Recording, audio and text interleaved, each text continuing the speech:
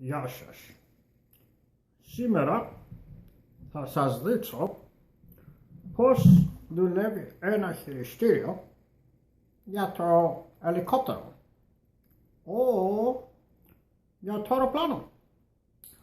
Αυτό εδώ, στο αριστερό μου χέρι, είναι το γκάζι. Απάνω είναι γκάζι απάνω, γκάζι κάτω. Αυτό αριστερά, δεξιά, είναι για την ουρά, το ελικόπτερο ή το αεροπλάνο.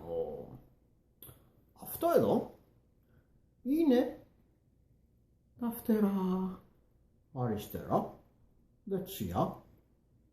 Αυτό πάνω κάτω είναι για την ουρά του αεροπλάνου. Πάει απάνω, πάει κάτω. Πάει απάνω, πάει κάτω. Καταλάβατε?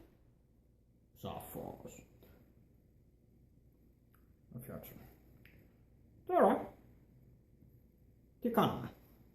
Να σας δείξω την άλλη φορά όμως. Γιατί μάθατε πολλά.